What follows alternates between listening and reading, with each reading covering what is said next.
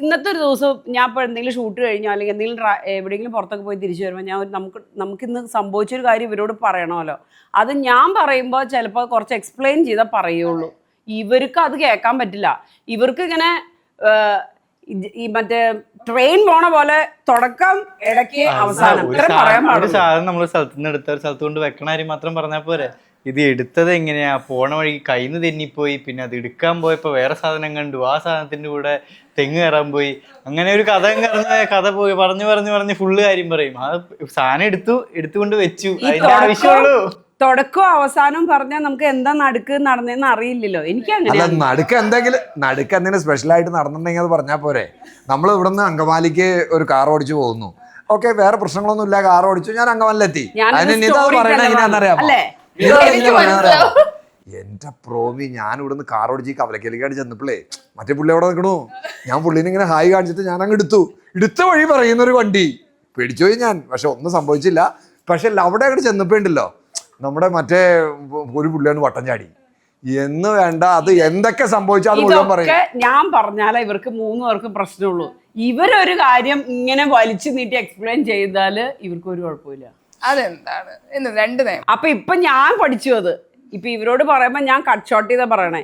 ഇവര് കഥ പോലെ പറഞ്ഞു കൊടുക്കുമ്പോ ഞാൻ പറയും ഒന്ന് ഷോർട്ടാക്കി പറയാമോ എന്ന് തിരിച്ച്. ഇപ്പൊ അമ്മ ഒരു ആർട്ടിസ്റ്റ് ആണ്, ആങ്കർ ആണ്, പല മേഖലകളിൽ തിളങ്ങി നിൽക്കുന്ന ഒരാളാണ്. അമ്മ ഒരു ആങ്കറിയാണ്. ഇത് ഈ മേഖലകളിൽ അമ്മേനെ ഏറ്റവും കൂടുതൽ ഇപ്പൊ ഒരു ഈ ആളുടെ ഒരു പാഷന്റെ പുറകെ പോകുമ്പോൾ ഭയങ്കര പ്രൗഡായിട്ട് കണ്ടിട്ടുള്ള മക്കൾ എന്ന നിലയിൽ പഴയ വീഡിയോസ് അല്ലെങ്കിൽ ആങ്കർ ചെയ്ത കാര്യങ്ങളും സിനിമകളൊക്കെ കാണാറുണ്ടോ?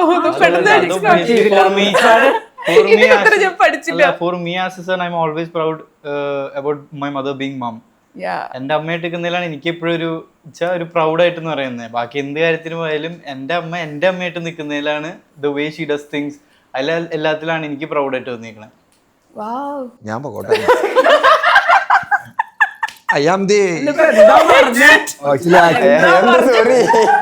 ആക്ച്വലി എനിക്ക് 2 മിനിറ്റ് ഞാൻ അപ്പൊ റേഞ്ചിലേക്ക് എത്താൻ വേണ്ടിട്ടാ. പക്ഷെ എന്ത് രസമായിട്ടാ പറഞ്ഞേ.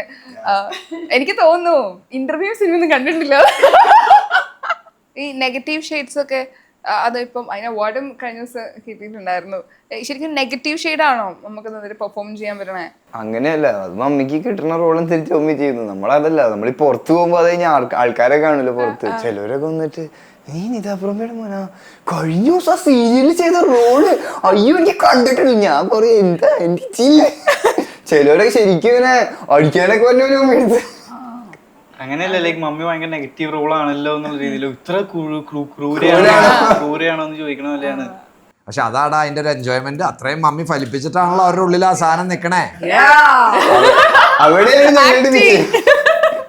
ഇപ്പൊ സിനിമ എന്ന് പറയണ ഇപ്പൊ ആക്ടിങ് ഉണ്ടല്ലോ, അപ്പൊ മക്കൾക്ക് ആ ഒരു കഴിവ് കിട്ടില്ല. നിങ്ങളുടെ റീൽസിലൊക്കെ ഞങ്ങൾ കാണുന്നുണ്ട്. ആക്ടിങ്ങിന് താല്പര്യമുണ്ടോ? പൃഥ്വിരാജ്, ജൂനിയർ പൃഥ്വിരാജും വിജയ് ഏറ്റവും കൂടുതൽ പേര് പറയാറില്ലേ നിങ്ങളെ 2 പേരെയും? എനിക്ക് സ്റ്റിൽ എപ്പോഴും കാണുമ്പോൾ എനിക്കിങ്ങനെ ഫീൽ ചെയ്യാറുണ്ട്. ഇത് ഇന്റർവ്യൂസിന് ഇരിക്കുമ്പോഴാണ് ഏറ്റവും കൂടുതൽ കേട്ടേക്കണേ. കാരണം ആൾക്കാരുടെ കമന്റ്സ് കൂടുതൽ അതാ. നിങ്ങൾക്ക് താല്പര്യം ഉണ്ടെങ്കിൽ വേണമെങ്കിൽ നിങ്ങളുടെ താല്പര്യങ്ങൾ ഇപ്പൊ പറഞ്ഞോ. ആക്ടിങ്ങിന് താല്പര്യമുണ്ട്. വിളിച്ചാൽ ഐ എം ഓൾവേസ് റെഡി. എന്ത് റോള് ചെയ്യണം ശരിക്കും? അതായത് ഇന്നാളുടെ കൂടെ അഭിനയിക്കണം അങ്ങനെ ഉണ്ടോ? അവന് പ്രേമിക്കാനായിരിക്കും. അങ്ങനെയൊന്നുമില്ല. ലൈക്ക് വലിയ റോളായാലും ചെറിയ സൈഡിൽ നിൽക്കുന്ന റോളായാലും ഐ എം റെഡി. എന്തായാലും ഞങ്ങൾ റെഡിയാണ്. ഞങ്ങളെ വിളിച്ചാൽ മതി. പക്ഷെ പറഞ്ഞാൽ എനിക്ക് ചേട്ടൻ അനിയൻ അങ്ങനത്തെ ഒക്കെ റോളാണെങ്കിൽ പൊളിക്കും. നിങ്ങളുടെ ലൈഫിൽ ഭയങ്കര അടിപൊളി ചേട്ടനും അനിയനാണോ? വഴക്കൊന്നും കൂടാതെ ഒത്തൊരുമ കാണുമ്പോഴേ പീസ്ഫുൾ സൊല്യൂഷൻസ്. എവിടത്തെ കാര്യം ചോദിക്കണേ? നല്ലത് ആരിതാ ഇവിടെ? ഞങ്ങളെവിടെ ഇപ്പൊ ഞങ്ങള് ചന്ദ്രനിലും അവര് സണ്ണിലും ആണോ? എന്താ ഇത് ശരിക്കും? ഇങ്ങനെ നിങ്ങൾ വഴക്കിടാറുണ്ടോ? ഉണ്ട്, വഴക്കൊക്കെ ഇടാറുണ്ട്. ഇതൊക്കെ ഇതിന്റെ ഭാഗമല്ലേ. പക്ഷെ ഭയങ്കര സ്നേഹാണെന്ന് തോന്നുന്നു. വഴക്കൊക്കെ ഇട്ട് ഒരുപാട് അങ്ങനെ വയലന്റ് ഒന്നും ആവൂല. വയലന്റ് ആവാൻ സമ്മതിക്കാറില്ലല്ലോ. അങ്ങനെ എക്സ്ട്രീം വഴക്ക് ഇല്ല. പക്ഷെ എക്സ്ട്രീം വഴക്കിലേക്ക് ഞങ്ങൾ എല്ലാത്തിന്റെ ഇടയിൽ ഇടപെടാറുണ്ട്. പക്ഷെ ഇപ്പത്തെ ഒരു ജനറേഷൻ നോക്കുമ്പോഴേ ഇപ്പൊ നമ്മൾ ചിന്തിക്കുന്ന പോലെയല്ല പുതിയ കുട്ടികൾ പല കാര്യങ്ങളും നമുക്ക് കണക്ട് ആവില്ല. അപ്പൊ ആസ് എ പാരന്റ്സ് എന്ന നിലയിൽ നിങ്ങൾ എങ്ങനെയാ ഒരു രണ്ട് ആൺകുട്ടികളാണ് ഇപ്പൊ അവരുടെ വളർച്ചയിൽ അവരുടെ ചില ചിന്താഗതിയൊക്കെ അല്ലെങ്കിൽ അവർ പറയുന്ന കാര്യമൊക്കെ നിങ്ങൾ അവരുടെ കണക്ട് ആവാണ്ടില്ല. ഞങ്ങൾക്ക് ഇന്ന് ഞങ്ങൾ വിചാരിക്കണോ അത്യാവശ്യം ഒരു 90% കാര്യങ്ങളും നമുക്ക് കണക്ട് ആവും. ഇനി അതല്ലാത്ത ഇനി ലേറ്റസ്റ്റ് വല്ലതും ഉണ്ടോ എന്ന് എനിക്കറിയില്ല കേട്ടോ. നമ്മൾ അങ്ങനെ പൂർണ്ണമായിട്ടല്ല പറയണേ. പക്ഷെ അങ്ങനെ ഇവർ പറഞ്ഞു വരുന്ന കാര്യങ്ങൾ എന്തിലേക്കായി പോണേന്നുള്ളത് നമുക്ക് മനസ്സിലാവാറുണ്ട്. അങ്ങനെയല്ല, ഈ പറഞ്ഞ കുറച്ച് ജനറേഷൻ ചെറുത്, അതായത് എക്സാമ്പിൾ പറയാം, ചില റീൽസ് എടുക്കുന്ന പാറ്റേൺ അത് ഇവരുടെ ജനറേഷന് ക്രിഞ്ചാണ്. പിന്നെ അവരുടെ റീൽസ് എടുക്കണേനും അവരുടെ റീൽസ് അവരെടുത്ത് പ്രസന്റ് ചെയ്യണതിനൊക്കെ വേറൊരു ആംഗിളാണ്. അങ്ങനത്തെ അവര് ഞങ്ങൾക്ക് മനസ്സിലാവണില്ല എന്ന് പറഞ്ഞിട്ട് നാളെ വരണ്ടെന്ന് പറയാൻ വേണ്ടിയിട്ടാണ് ഞാനിപ്പോ അത് പറഞ്ഞത്. മനസ്സിലായി. അല്ലാത്തതൊന്നും അങ്ങനെ ഞങ്ങൾക്ക് അങ്ങനെ മനസ്സിലാവാണ്ടില്ല. ഞങ്ങൾ ഈ പറഞ്ഞ പോലെ പരമാവധി ഞങ്ങളും അപ് ടു ഡേറ്റ് ആയിട്ട് നിൽക്കാൻ ശ്രമിക്കാറുണ്ട്. പക്ഷെ അത് ഭയങ്കര നല്ല കാര്യമാണ്, പിള്ളേരെ മനസ്സിലാക്കി അറിയാൻ പാടില്ലെങ്കിൽ ഞങ്ങൾ ആ ഡേറ്റിൽ ചെന്ന് നിൽക്കും, ഇങ്ങനെ നിൽക്കും, കമോണ്ടാ എന്നൊക്കെ പറഞ്ഞ് നിൽക്കും. ഓക്കെ, അപ്പൊ അങ്ങനെയാണെങ്കിൽ പിള്ളേരിൽ നിന്ന് പഠിച്ചൊരു കാര്യം എന്താ? ഇതാ പറയട്ടെ, എനിക്കറിയില്ല. ആ ചോദ്യത്തിന് ഉത്തരം ഞാൻ പറയണ എന്തിനാ? പ്രോബി പറ. അതിനെന്തെങ്കിലും പുതിയ കുട്ടികളിൽ നിന്ന് പഠിച്ച കാര്യമുണ്ടോ? ഇല്ല, അവരിൽ നിന്നും പഠിക്കേണ്ടെന്ന് ഒരുപാട്. അവരിൽ നിന്നാണ് സത്യത്തിൽ, ഞങ്ങളിൽ നിന്നല്ല എനിക്ക് തോന്നുന്നത്, അവരിൽ നിന്നാണ് ഞങ്ങൾ പഠിക്കണേ കൂടുതൽ കാര്യങ്ങൾ. നമ്മളത് കണ്ട് ഞാൻ നേരത്തെ പറഞ്ഞതിൻ്റെ ഒരു ആൻസറാണ് പറഞ്ഞത്. അവരിൽ നിന്നാണ് ഞങ്ങൾ പഠിച്ച് നമ്മൾ അവരെ മനസ്സിലാക്കണേന്ന്. അല്ലാണ്ട് അവരൊരിക്കലും ഞങ്ങളെ മനസ്സിലാക്കുമെന്ന് എനിക്ക് തോന്നിയിട്ടില്ല. ഞാനെപ്പോഴും ഇതോട് പറയും, ദേഷ്യപ്പെടുമ്പോഴായാലും എന്തായാലും ഇത് നമുക്ക് അവരെ മനസ്സിലാക്കാനേ പറ്റും. അവരുടെ പ്രായത്തിൽ, അതായത് ഇപ്പോൾ അവർക്ക് 20 വയസ്സ് അല്ലെങ്കിൽ 17 വയസ്സ്, ആ പ്രായത്തിൽ അവർക്ക് ഞങ്ങളുടെ ഒരു 40 വയസ്സുകളിലേക്ക് വന്ന് അത്രയും ചിന്തിച്ച് ചെയ്യാൻ ചിലപ്പോൾ അവർക്ക് പറ്റില്ല. പക്ഷെ ഞങ്ങൾക്ക് ഞങ്ങളുടെ 20 വയസ്സിലേക്ക് ഇറങ്ങി ചെല്ലാൻ പറ്റും. ശരിയാ അല്ലേ?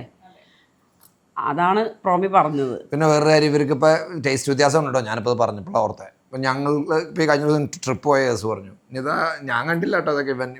റിച്ചാർഡ് അവൻ്റെ പേജിൽ കുറച്ച് സാധനങ്ങൾ പോസ്റ്റ് ചെയ്തിട്ടുണ്ട്. ഇന്നലെ നീ ഒരെണ്ണം പോസ്റ്റ് ചെയ്തത്, ഇന്നലെ ഞാൻ റീൽസ് കാര്യങ്ങൾ അവരുടെ ആംഗിളും അവൻ പിടിച്ചു വയ്ക്കണതൊക്കെ വേറെയാണ്. ആ കാര്യത്തിലൊക്കെ വ്യത്യാസമുണ്ട് കേട്ടോ. റിയലി നമ്മൾ ചിന്തിക്കണ ലൈനല്ല അവൻ ചിന്തിക്കണേ. പിന്നെ നമ്മൾ ഒരു റീലൊക്കെ എടുക്കാൻ നേരം നമ്മൾ ഇങ്ങനെയൊക്കെ ആയിരിക്കില്ല. നമ്മൾ ഓക്കെ റെഡി ആയിട്ട് നമ്മൾ അതിൻ്റെ ഏറ്റവും പ്ലസൻ്റ് ആയിട്ടൊക്കെ ആയിരിക്കും ഇരിക്കണേ. ഞാൻ നോക്കുമ്പോൾ ഇവൻ്റെ ആംഗിള്, ക്യാമറയുടെ ആംഗിൾ വന്നത് ഇങ്ങനെ നടക്കുമ്പോ ക്യാമറ എവിടെയായിരിക്കും, നമ്മള് ക്യാമറ എവിടെയാ പിടിക്കും. അല്ല, നമ്മൾ ഇങ്ങനെ പിടിച്ചു തുടങ്ങും. അപ്പൊ ഞാൻ നോക്കുമ്പോ റിച്ചാർഡ് എല്ലാം അവനെല്ലാം നമ്മളൊരു ഫുൾ എനർജിയിലല്ലേ നിൽക്കണേ. ആ കാര്യത്തിലൊക്കെ ഇവരുടെ ഞാൻ ഇന്നലെ എന്നോട് പറഞ്ഞില്ല.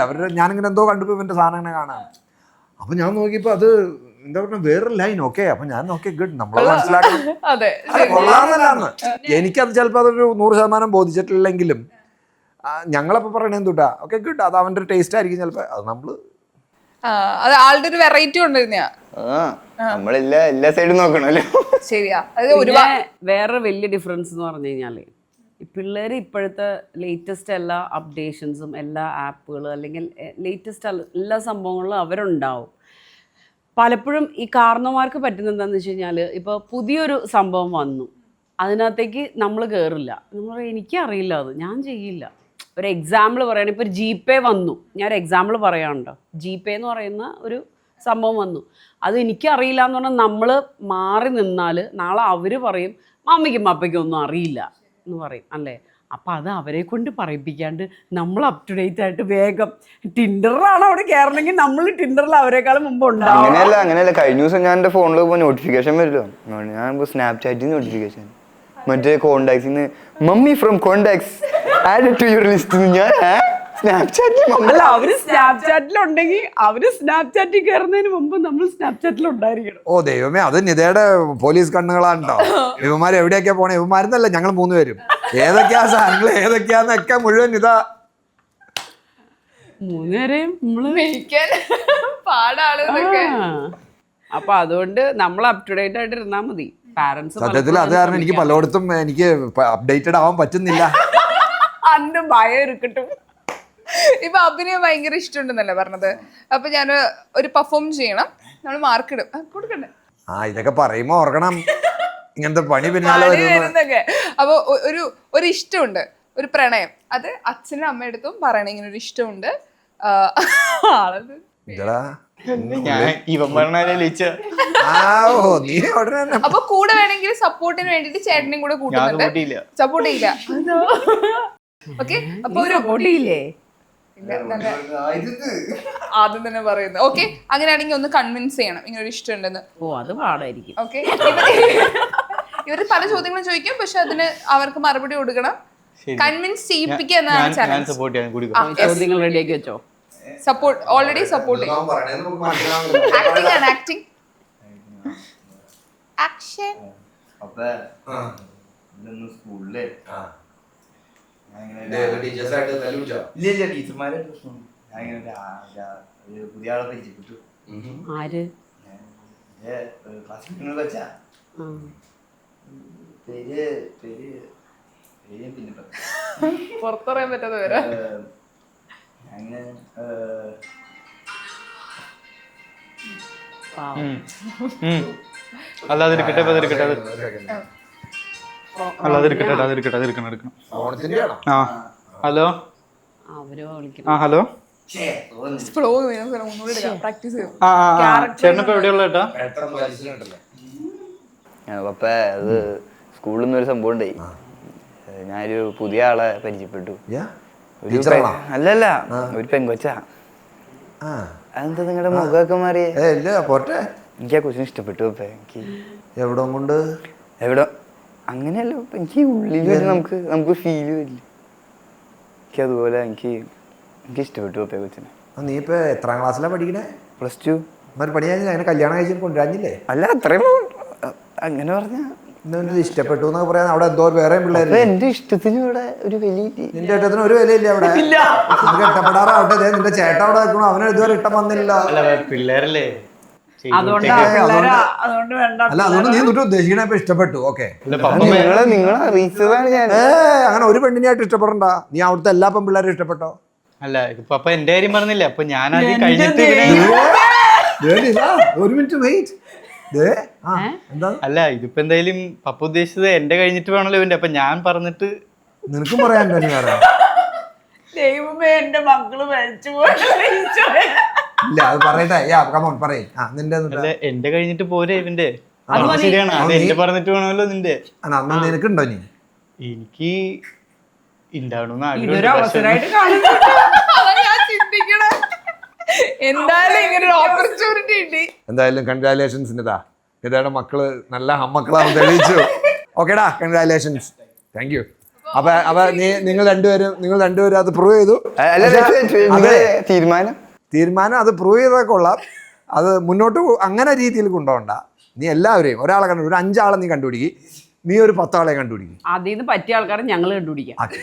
അവസാനം ബ്രോക്കറിണിയല്ലോ അത് ഈ ഒരാളിലേക്ക് കോൺസെൻട്രേറ്റ് ചെയ്യുമ്പോഴാണ് പ്രശ്നം. നിങ്ങൾ കോളേജ് ടൈമും സ്കൂൾ ടൈമും അല്ലേ? ഗുഡ്. നിന്റെ എടാ വിളിച്ചു, നിന്റെ ആ സംഭവമൊക്കെ ഗുഡാണ്. അത് നമ്മുടെ മനസ്സിലെല്ലാവരും തോന്നും. പക്ഷെ അതൊരാളിലേക്ക് കോൺസെൻട്രേറ്റ് ചെയ്തു. അപ്പോൾ ബാക്കിയുള്ളവരെ നിനക്ക് കോൺസെൻട്രേറ്റ് ചെയ്യാൻ സമയം കിട്ടില്ല. മാക്സിമം ആൾക്കാരിലേക്ക് കോൺസെൻട്രേറ്റ് ചെയ്യുമ്പോൾ ഇത് ഒരെണ്ണത്തിന് എങ്ങനെ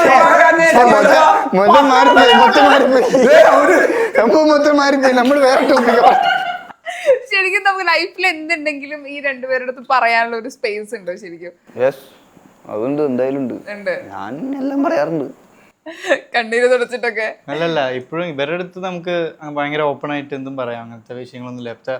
കാര്യം എന്ന് വെച്ചാൽ ഇവരോട് ഇപ്പൊ നമ്മളൊരു കാര്യം തെറ്റാണെങ്കിൽ ഒരു തെറ്റാണെന്ന് പറയും, അല്ലെങ്കിൽ ഓക്കെ ആണെന്ന് പറയും. അല്ലെങ്കിൽ ഇവർ സപ്പോർട്ട് ചെയ്യേണ്ടടുത്ത് സപ്പോർട്ട് ചെയ്യും, അല്ലാത്തത് അല്ലാന്ന് തന്നെ പറയും. അപ്പൊ ഇവരോട് പറയേണ്ട കാര്യങ്ങൾ പറയും. നമ്മള് അത് എല്ലാം ഓപ്പൺ ആയിട്ട് പറയാവുന്ന രീതി.